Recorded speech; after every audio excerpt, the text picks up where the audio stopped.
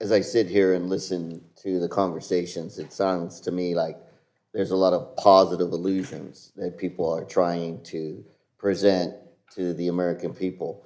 I reference these positive illusions sometimes to the boogeyman. I've heard about the shutdown. I consider that a boogeyman.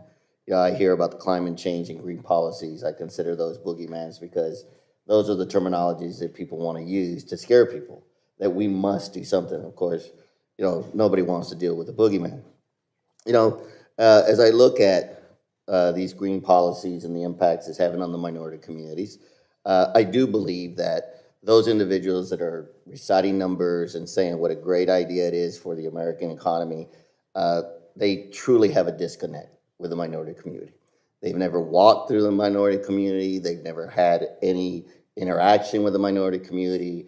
They just reference it like it's a badge of honor that they understand the minority community. As a minority myself, I can tell you that these green policies are not helping the Hispanic community. They're not helping the Black community. They're not helping the Asian community. They're helping a lot of other communities, but those are the communities that are not being helped. As I look at this, I would like to ask a question of Ms. Jackson. Ms. Jackson, you have a very impressive resume, and I see that you've graduated from Colorado State University with an accounting degree in cum laude. My question refers to the impact of the Inflation Reduction Act on working class Americans. We both share a background in business. Do you know how large the federal deficit is? I don't know the exact number, but no, it's big. Sorry about that. That's okay. A lot of people don't. It's $35 trillion, and it's growing by $1 trillion every 100 days. Would you agree that that amount is dangerous to have that much debt? Yes. Okay. And as a accounting major, I'm sure you know that even some debt is valuable. Too much can weigh down an enterprise. Would you say that the U.S. debt, now at 124% of GDP, is approaching a critical point and having harmful effects on the U.S. economy? Absolutely. I'm glad we share on the same page, but affected too much debt on the economy. What would you say about legislation that was supposed to cost $270 billion, then it was supposed to cost $360 billion, and now it costs $492 billion, reduces tax revenue, and ends up with a final cost of $1.8 trillion over the 10-year window? That's what the IRA does through its energy tax credits, all while the debt keeps rising. What would you say to that? I think that that's the most gross mismanagement. If it was a private industry, it would be bankrupt. Our government would be. It's very problematic. I hear a lot of people talking about how great the Inflation Reduction Act. I see mismanagement in a lot of the ways the money is being spent.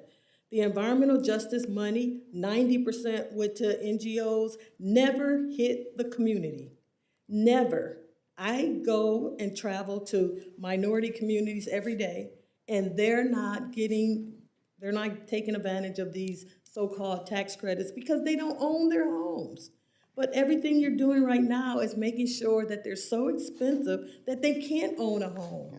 So, it's just serving one group of people who, frankly, has never asked us what we needed. Mr. Higgins, you tout that the green policies, rebates, and credits really help Americans because they can. But correct me if I'm wrong. But before you can ask for a rebate, you first have to pay for the product.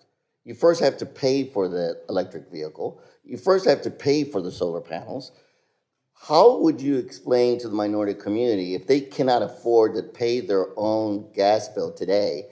How would you convince them that a rebate or a credit that they must first spend $15,000 on, how is that going to benefit them? The tax credits work as you say, but actually many of the new programs are rebates that are made available at the point of sale, including a $4,000 tax credit that's available for used car purchases for electric vehicles. So a $4,000 tax credit? It's a $4,000 tax credit available at the point of sale. You don't have to wait until you file your taxes a year later or whenever. And what would be the average cost of that? Is that on any new vehicle? I'm talking about the used car vehicle. For the new car vehicles, they're also available at the point of sale. But the used cars have an income cap and a sales cap, so it's for affordable vehicles. So let me ask you this. You know, I spoke with some auto dealers the other day. They tell me they have so many EVs sitting in their lot because they can't sell them because the market's not looking for them. What are we going to do with that oversupply of those automobiles as they stand today? Well, we see demand for EVs is growing. In fact, we think it'll be up to That's not a true two-thirds. statement. I'm sorry, it's not. Well, we can check the numbers. I've checked the numbers, but I appreciate your comment. Mr. Chair, I yield back.